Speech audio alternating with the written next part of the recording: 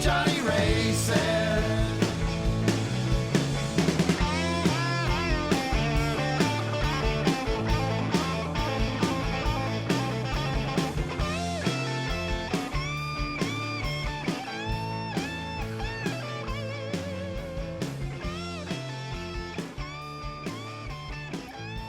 Hello and welcome to the Ratio Podcast. I'm your host, Johnny Ray, and as always, we are coming to you from beautiful downtown Athens, Georgia. So good to be back with you this year, our 10th year of existence, and we'll get to that in a second. But just wanted to say from the onset, we have the mighty Venom INC on the show tonight. The Demolition Man, Tony Dolan himself, and Curran Murphy and Marc Jackson, just three badass dudes and musicians just bringing this music to life. And it was one of the funnest nights of metal I've had in I don't know how long. So we'll have a chat with those cats coming up soon. And I just want to tell everybody, we've had years with more episodes than others, but this is going to be a really exciting year. The 10th one for the Ratio Podcast. And I want to thank a few people, that make this what it is, and none other than Brant Duncan, who edits and masters all these episodes and mixes them. And I can't thank him enough for all the hard work he does. And he's a hell of a good dude, too, and I love him to death. Also wanted to say thanks to Jack Slayton and Mike Schulenberg and Wavy Davy, who all have contributed to the podcast and contribute when they can. So all the love in the world to those guys and just everybody, who helps make this thing happen. Couldn't do it without them, and I most importantly couldn't do it without you guys, the listeners. You are my total heart in every way, and I thank you eternally for tuning in to this podcast, which focuses on art and music of all kinds. You've made this such a cool part of my life, and I'm going to make this the best season ever. So thank you so much from the bottom of my heart. But let's get to the show tonight. Enough of my babbling, and let's take it away with the mighty Venom INC. Hello, everybody. We are here in the deep bowels of hell on the Venom INC tour bus. And we're going to go around and introduce the guys. Jackson, the drummer of Venom INC. And I'm Tony Dolan, the Demolition Man, and I do this. You can't see that. It's a visual thing. It's not audio, it's visual. You can hear it squeaking if you listen. That's what I do.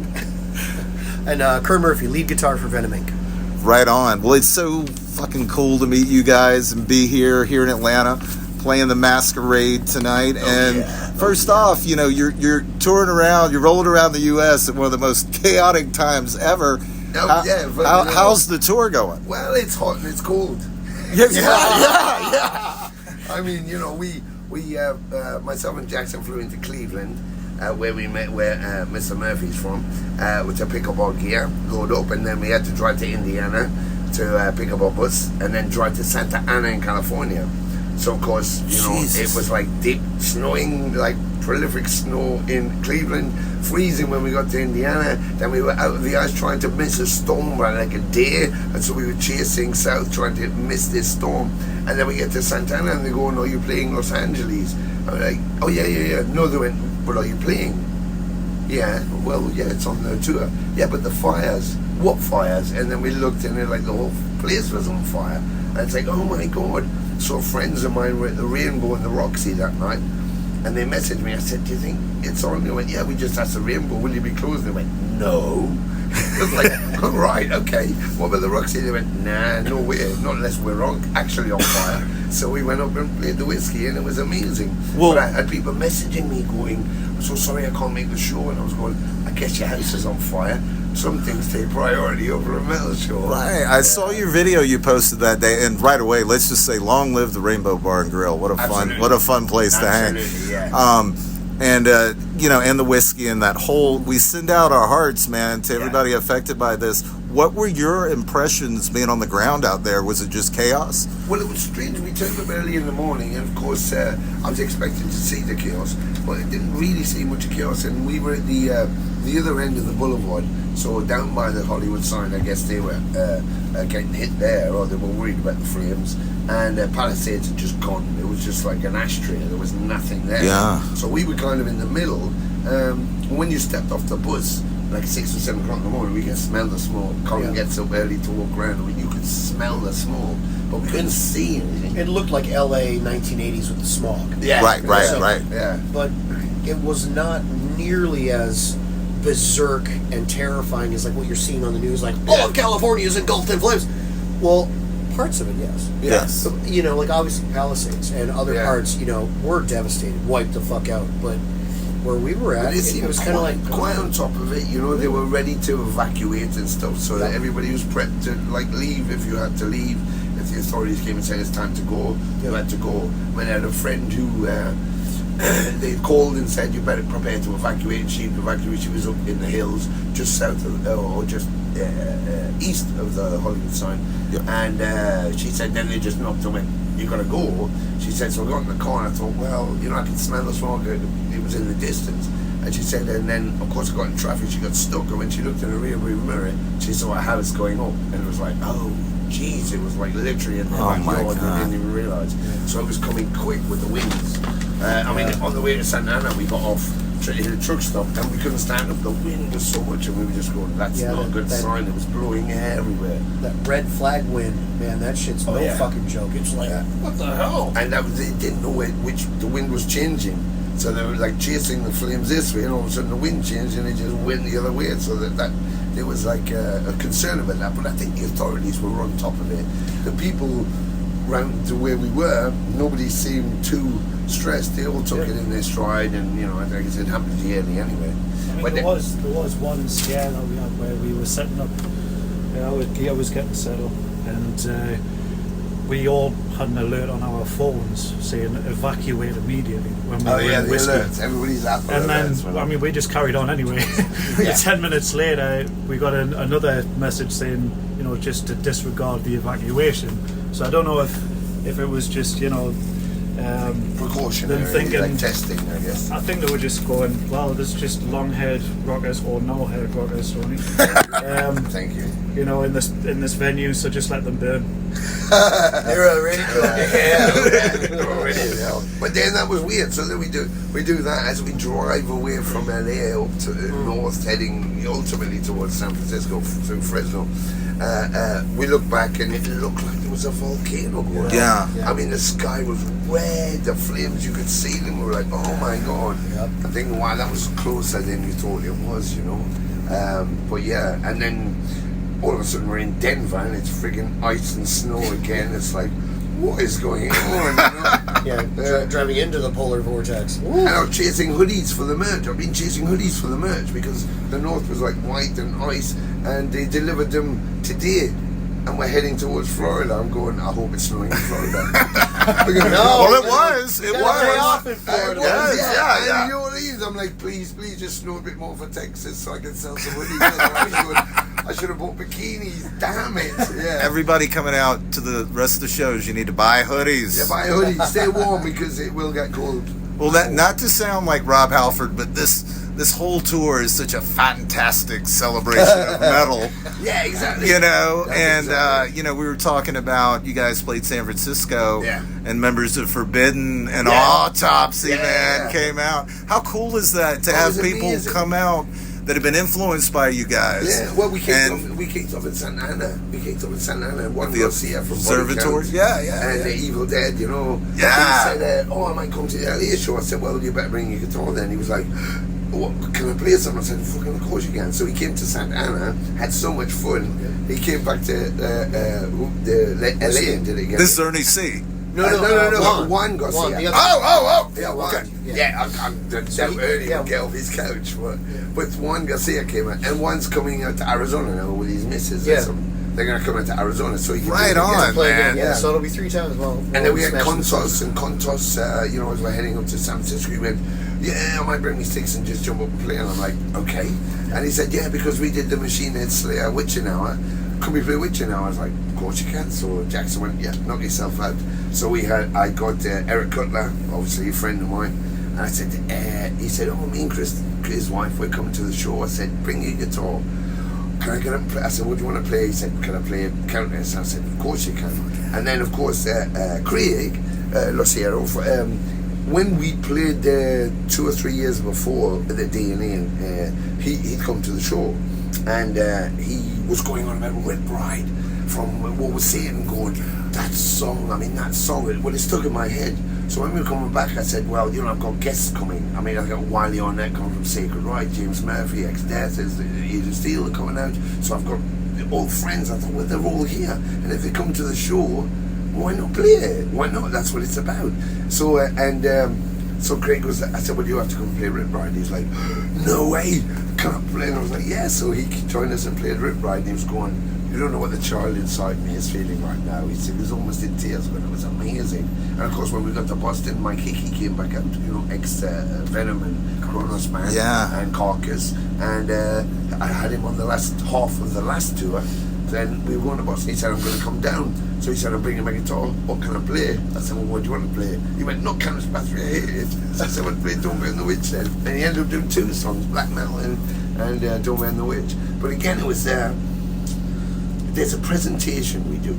And it's not about just, you know, taking kids' cash. And it's not about just counting off hit songs.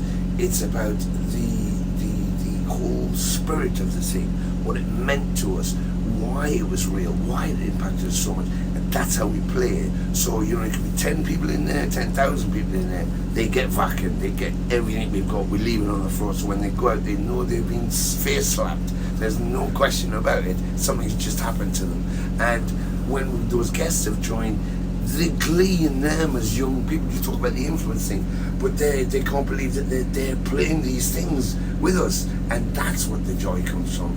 And you know, you look out and all of a sudden everybody's just got huge grins on their face and think, wow, this is what is going on here, because it's not, you know, it's not the kind of usual show people see, right? You know, and we've had promoters going, yeah, but the show and Manchester was sick and there was blowback because we weren't sure, but I took the show.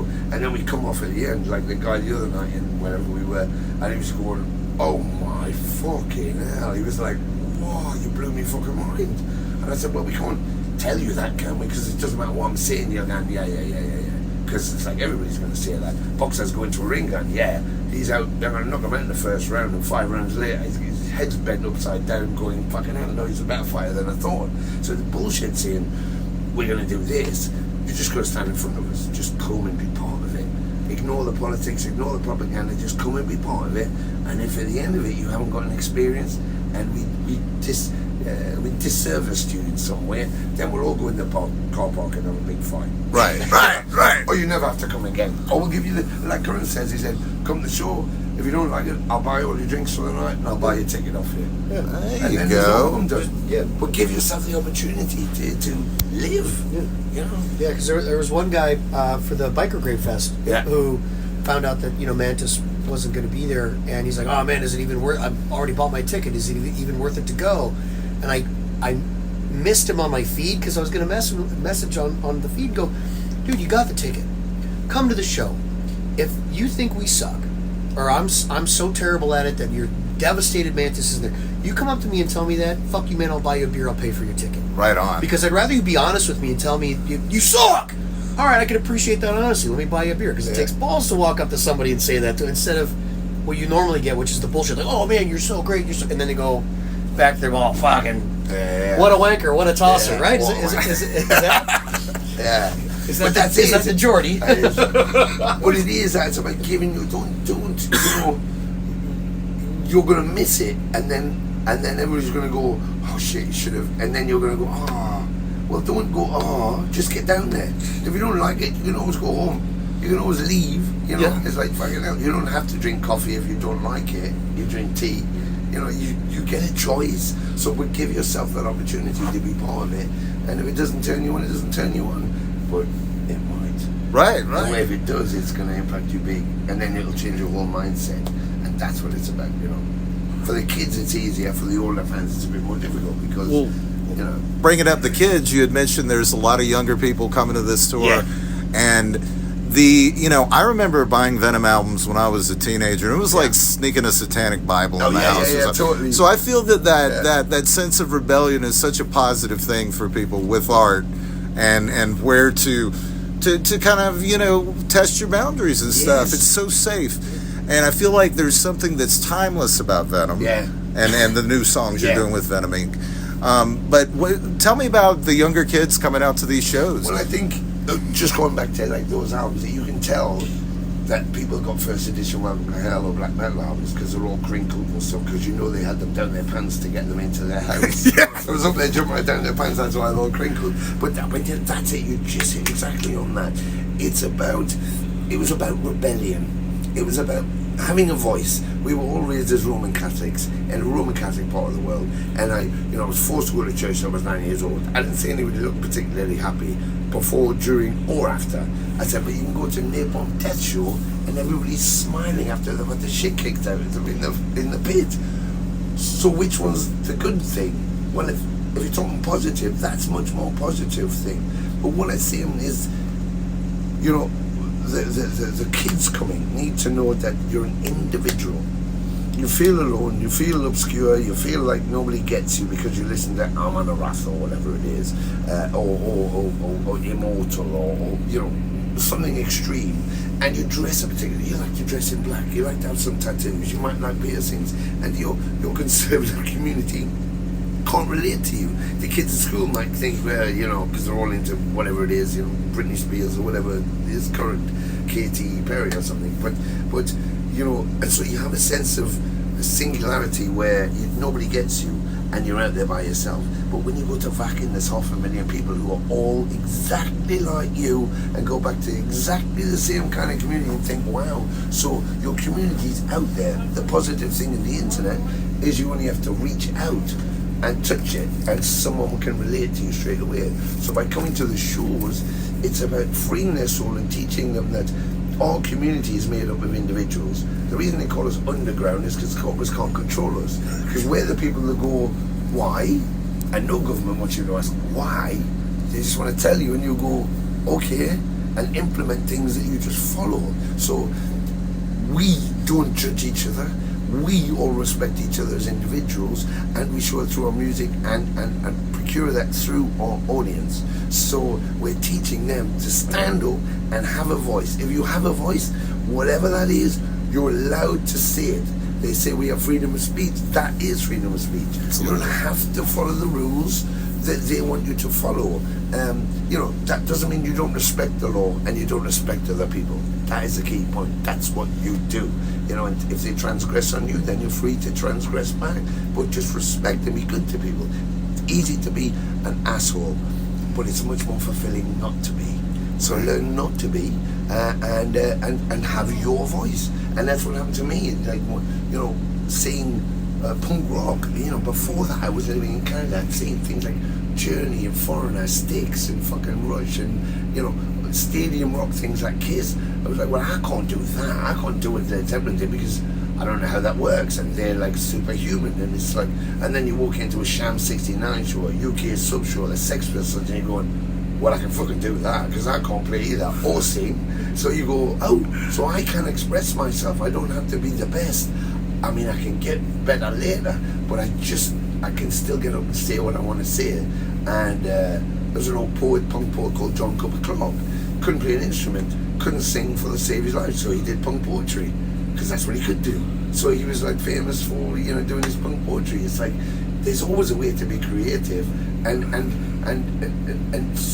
we allow that creativity. Maybe the conservatives and the corporations and the political, we want to make money. Maybe they don't allow it so much, but when you call it underground, we allow anything. You do what the freak you like. Bon Scott did a bagpipe solo in one of the AC/DC songs. Yes. A bagpipe solo. I mean, is there any rules? There's no rules, yeah. It's like, you know, you just do it. And that's what I love about, and that's what I want to teach the kids. That it's great to have Spotify and everything on your thing, and you know, all of that, but there's a tangibility about being there, being in the moment. Take that. And like I told some kids the other day who played with us, I said, who's your favourite band? Blah, blah, blah. I said, right, don't try and be them. They're already them. You take them as an influence and you create you. All you have to be is you. I like black metal, great, you can play black metal, but make it your kind of black metal. I like death metal, great, but invent your death metal. You know, your version of death metal. I said, you know, you in the old days, you can't say Judas Priest sounded like Iron Maiden. Iron Maiden didn't sound like Ted Nugent. Ted Nugent went like Aerosmith. Aerosmith went like Motorhead. So they were all great. They were all very individual and they played music. So why do you have a string of death metal or black metal? They're all kind of similar. So I'm saying to the kids, don't be similar. Take it, love it, and do something else with it. And then you're the next this and you're the next that. So be an individual, because we're all individuals. Do it through your music. It's even better. That's when it gets exciting to me, when somebody takes an influence, mixes it in with their stuff, and comes up with something new that gives you chills on the back of did you know. Metallica did it, and they're top of the show, kings of the world. You know, that's what they did. I think it's very rare nowadays to get that sort of thing, because I think people just kind of go, oh well, we really like that band, so we're going to sound exactly like that band. Yeah. And there's far too much of that nowadays. Yeah, right. There's no individuality when it comes to the bands, and you know, when you think about even like, you know, like Led Zeppelin or something like that, yes, they had their influences, but it was a mix of influences rolled into one. Yeah. And I don't, in my opinion, not a lot of bands do that nowadays. It's a And shame. it's such a shame, because I think people are looking for that originality that just doesn't exist because of that. Yeah, they're looking through a microscope at one aspect, Exactly. and forgetting there's other aspects to it. Yeah. Well, let's talk about these musicians. I want to talk to them both. But how did you get with these cats to bring this catalog to They're not even life? supposed to be here. But one of them was following the bus, and I picked Curran up on the street corner. He was just I just kept showing up. He was looking for really. a tobacco shop, and I went, mate, come on. No. Well, Mark, of course, me and Mark go back a long, long way. We did Empire V with myself, Jeff, and Mark after the Mantis project.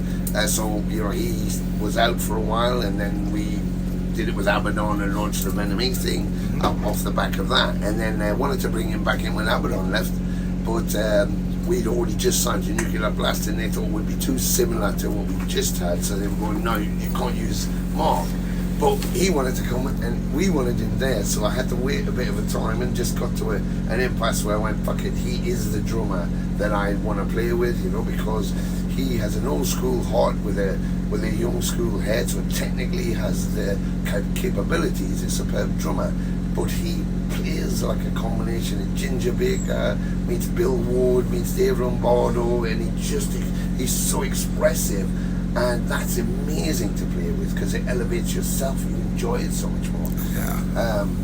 And then Curran, of course, Mr. Murphy, who was Annihilator Nevermore, opened with 72 Legions with us on the second half of the last US tour, and he was the opening band. They worked their tits off, they really worked so hard, but he had kind of young guys around him who were brilliant, but I was watching him every night going, there's something about that guy, his playing, his style, and I thought that's like, and it looked like, every night it looked like he was trying to burst out the box, but he was like tightened in the space and tightened with his band, but there was something about him. I thought, I bet if you took that guy and put him in the middle of a stage, he'd go off like a fucking firework.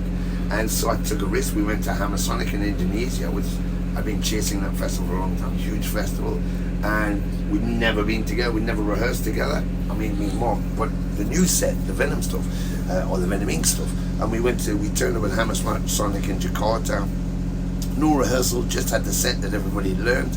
We went on stage, 18,000 people or whatever it was, and boom, he went off like a firework. And I was like, Literally, I knew that. Literally, I kicked over the pyro within the first minute and a half of the set. Yeah, he went straight out and kicked the pyro. Like, Not on shit. purpose. Yeah. I was doing a deep knee bend or something. Yeah, But but it was amazing. It was amazing. I think that's a great thing that Tony's touched up on, is even though I'm young, I'm the youngest in the band, I'm 36, my influences are like Bill Ward, Garth Samuelson from Megadeth, you know, John Bonham, Cozy Powell, but then you've got Martin Lopez, you know, there's a couple of, you know, like Dave Lombardo, I guess he's kind of near the sort of, you know, modern sort of era, I guess, compared to Bill Ward and stuff like that, you know, but it's, again, like Tony has said before, not on purpose, but naturally because of what I used to practice along to when I first started playing the drums, like Black Sabbath, Slayer, Korn, Slipknot, Led Zeppelin, Cream, you know,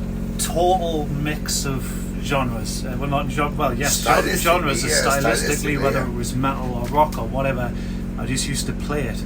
And I think that was the thing, I wasn't trying to be like anyone, but I guess from what Tony said before, the style that I have has that originality, that it's because of the amount of different artists that I've played along to and the different sort of music that I've played along to, and never tried to play like anyone else specifically. And such a wide exactly, and swath, I think nowadays the thing is, especially with social media, and I understand the positive side of social media, is when it comes to drummers nowadays, what people look up to is how fast someone can play. How fast can someone play a blast beat? How fast can someone, you know, play double bass drumming? And it's quite sad, because it's like, where's the groove? And then you listen to, you know, albums nowadays, and where's the original drummers gone? You know, where's the John Bonhams, the Ginger Bakers, the Bill Wards? You know what I mean? And it's swing, it's man, just you not know? there. Well, That's one of the reasons why I really rate Mike Portnoy, because he is one of those people who has stayed as the original sounding drummers. Still. Yeah, he hasn't tried. His chops are amazing. He's amazing. Totally. I just think producers kind of go, well, I can't really do anything with this, so I'm just going to keep it as it is, sort of thing, you know, because his fills are so intricate and all that kind of stuff. Were you scared shitless recreating these songs the first time when you get on stage, and there's this pressure, or did you had it? No, I mean, even from when I was in college, you know, we used to like do certain songs where I would never kind of do exactly what was on the record. I would always kind of add a little spice, because if I try to be like someone else, I'm trying to be that person. It's like, I'm not that person, you know, and I think a huge part of any artist's personality comes out in, well, whatever they do, whether it's painting or drawing or music or anything like that, you know what I mean? So what I play is what I feel specifically, you know. I don't force anything. I mean, you know, even when we play the songs tonight, it might be a little bit different from when I played it last night or the night before or anything like that, you know. It just depends on how I feel at that time, you know what I mean? The drummer we had before would be on click, and he would play Welcome to Hell, for example, speeds up and slows down. I would speed up and slow down, call it the groove, but he was just out of time. But he would speed up and slow down all the time. And the drummer we had would be on, because he wanted to replicate the record. And I was going, but you don't have to replicate someone who didn't have good timing. I mean, just because that happened so quickly, and that was how it was captured. You know, there's an atmosphere on there. Of course, you want to capture the atmosphere, but you don't have to repeat something that's not in time to make it feel good. So you can put it in time because you're a better drummer. So just put it in time, but you have to put the feel in there, and that's what Marc does. That's the thing, you know, especially with Venom INC. You know, when you think of, you know, even playing the Venom songs, it's got that punk element to it. Totally. So for me, whenever I approach a song, I always think about the whole vibe of the song. What sort of, you know, attitude has it got? Is it kind of more chilled out, relaxed sort of thing, or is it just really in your face aggressive? With Venom INC, it's got to have that old school feel with attitude, and it's got that punk element to it. So you've got to go full force with it, you know.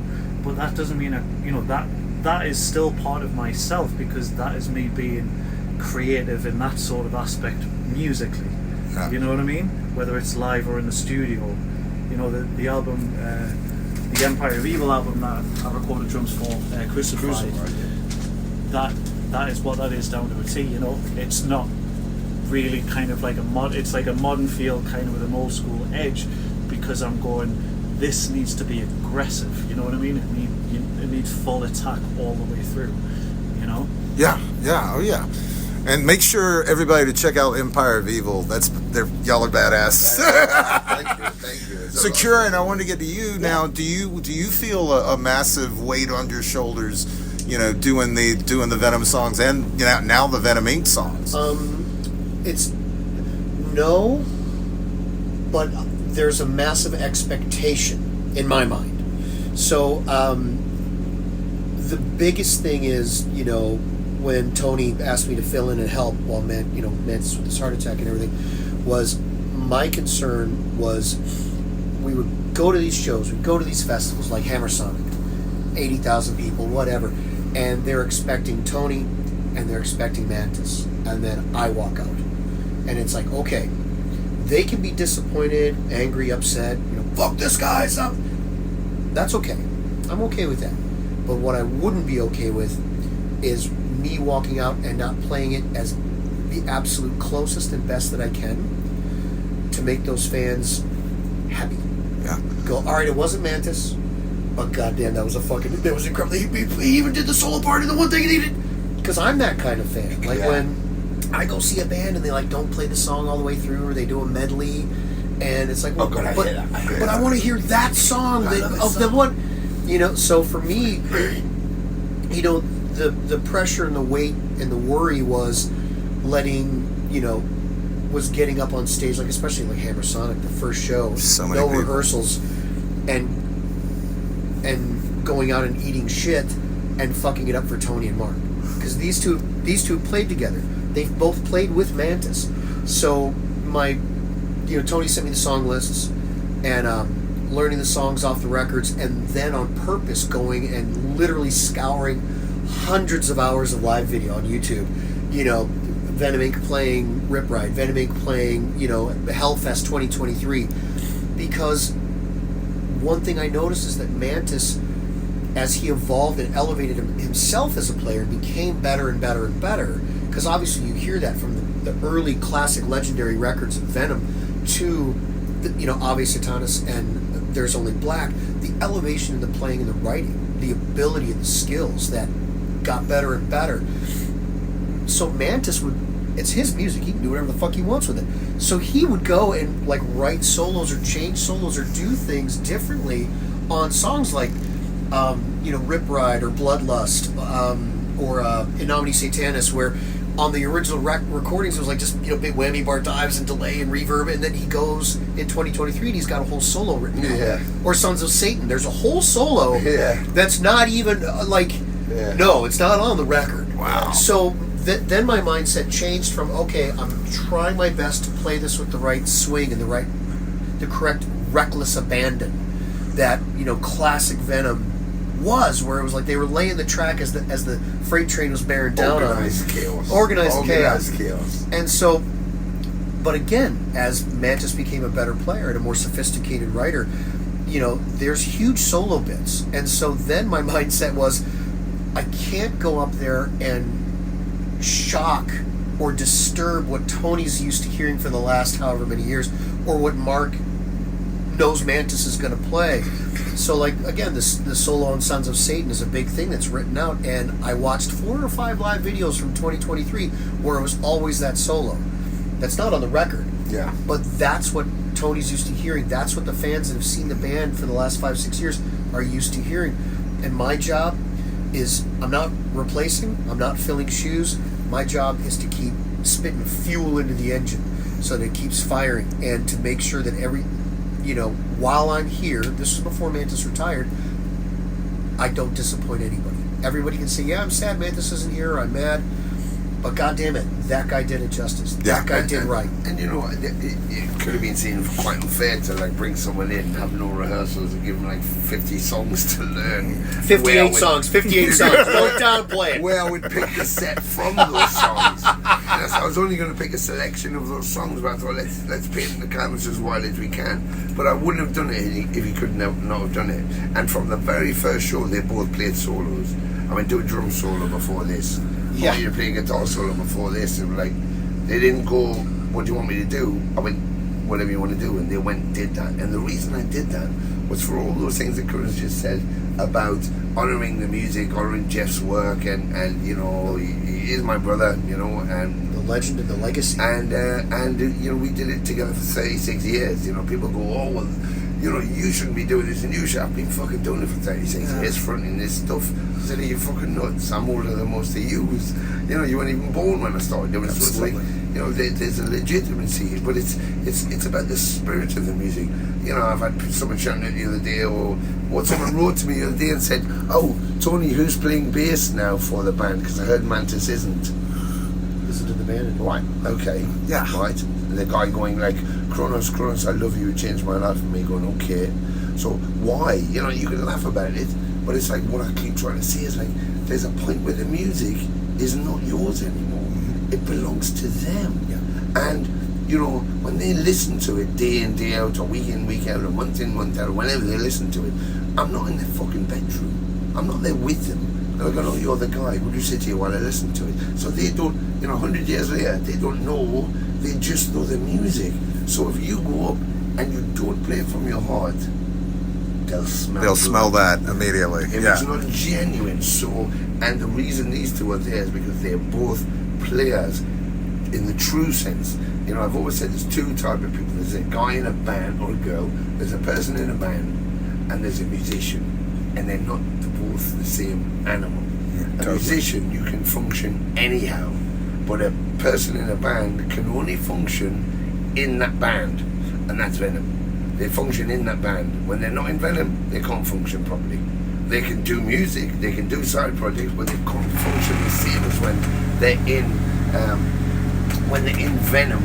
But the beauty of that's when they truly function as something special, and that's what you have to keep a hold of. And that's why these two are there, because that's how they play. They play from their boots. They're hiding nothing. It's like their music is their voice. When I say to people, you know, we both speak English. You don't sound like me. Why don't you sound like me? You can tell when your mum calls you. Why can you tell when your mum calls you? Because of the number. Because when she says hi, you recognise her voice. So we've all got an individual voice. We've got individual thought.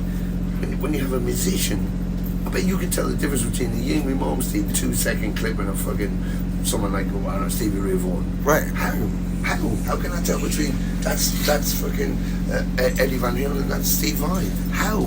Because it's their voice, it's their personality. It's what Mark was just saying. You know, a musician has a person. Your personality comes out through the music, and that's your voice coming out, and you cannot beat that. You can technically learn every fucking lick of an album that Judas Priest has done, but you can't play like Glenn Tipton. Why? Because he's Glenn Tipton. He plays like that. So you can play that in really great form if you also have the feeling, and then people will buy into that because it's about that genuineness. You know, you have to be genuine. Like we said at the very beginning, before you start recording, it has to be genuine, it has to be real, and you have to play from your soul. If you do that, people will connect with you. Full stop. And that's what's happened on this whole tour so far. You know, it's the centres, propaganda, all the horse shit. I've heard it all before. 40 years of it, throwing bricks at me. They bounce off. I don't feel them. It's like, whatever. You haven't stopped me before. You haven't stopped me now. I'm a tank. And I'm not going to stop until death kills me. And whenever that happens, whatever, bring it on. But, you know, this means something. It meant something to me to start doing it. However I started, and it still means something to me now. And to be with two people who I get to be a fan every night, because I watch them play. When they do the solos, I go and watch them play, and then forget, oh my God, I'm in that band. You know, it's like, it fills me with joy as well. And to see an audience reacting to that is just better than anything else, especially at 61. Right. Which Mark is. He's the youngest. And oh shit, yeah, it was that, wasn't it? You already fucking threw us under the bus on that one. I think Curran touched up upon something that was really important. That basically, you know, if when I'm playing especially the Venom material, there's got to be that similarity. So, like, if there's fills that people remember specifically, because at the end of the day, the most important people at the show are the fans. So there's got to be that, you know, those fills that people will remember. You know, that will air drum. Crowd, you know, they've got to be there, because synonymous. you can be yourself, of course, but you've got to have little tiny parts where it's got to be right. You need to have this part in. Otherwise, that song for the drum part or whatever it is will mean nothing. Right. Yeah. Well, you guys have been so nice with your time, and we know you're super busy. Tony, I got one more question for you. What's next for Venom Inc.? Well, yeah, lots going on. I mean, we have a full season this year. We had a full season last year, but this year we have 2 live releases I'm putting out, which is one is live for Latin America, because we had such a great time down there. I wanted to do something to thank everybody, so we recorded the shows. So we're going to do a live album for them from the Chile, Bolivia, Brazil. That will be a live to say thank you to them.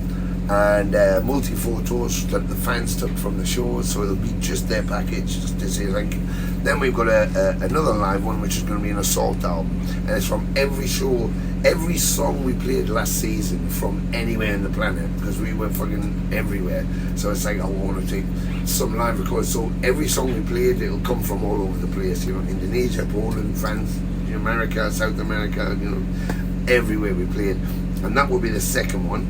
We'll do a new EP, which will feature 2 live that are exclusive for there, and a studio EP.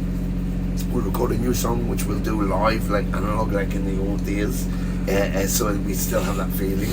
And then the new album, which we'll finish by the end of the year.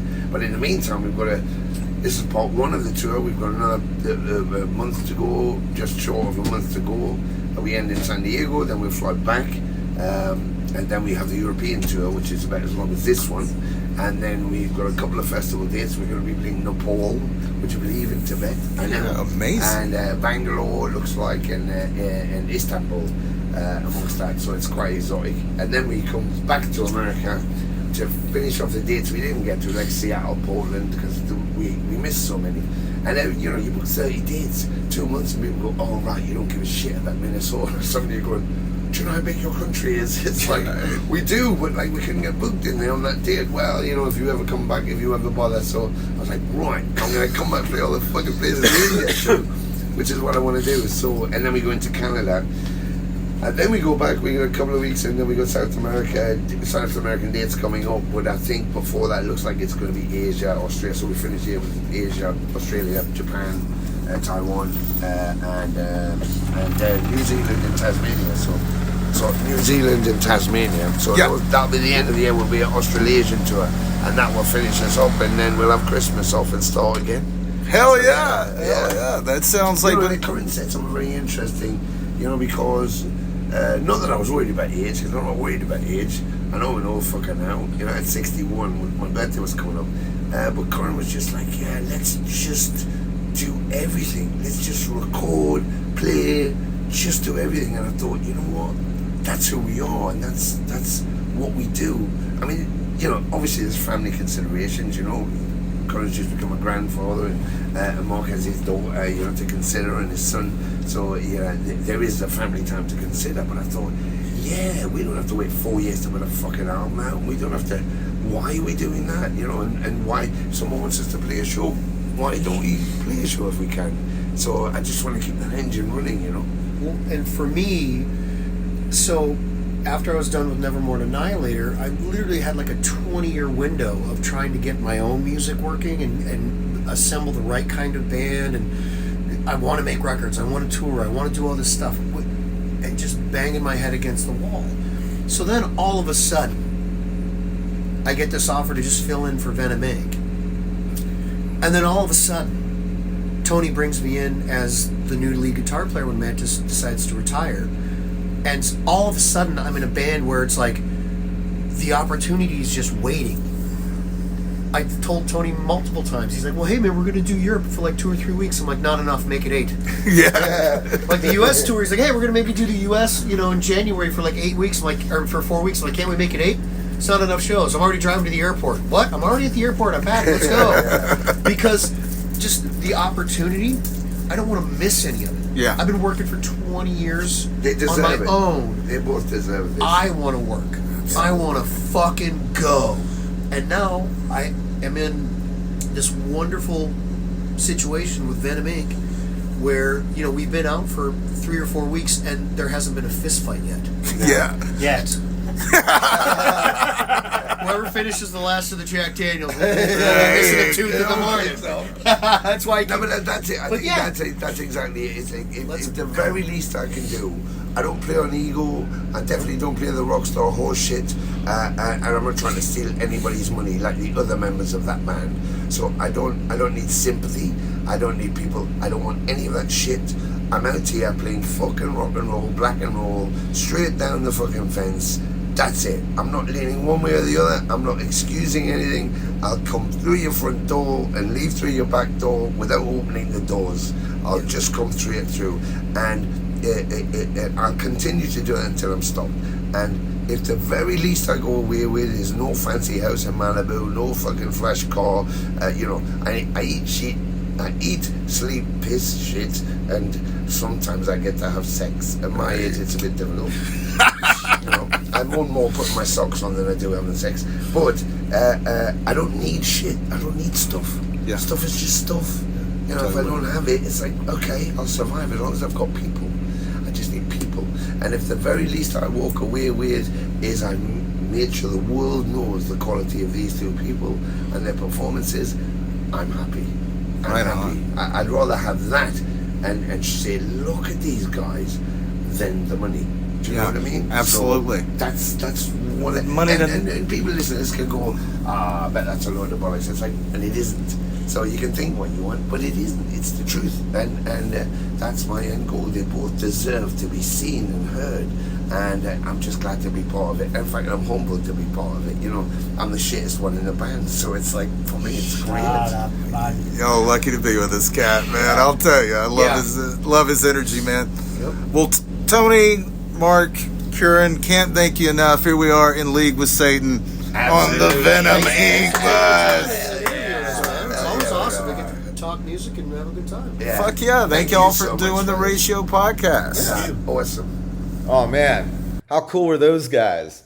Yeah, just the greatest, man. And so good to see them out there recreating these songs and delivering the Venom Inc. songs each night.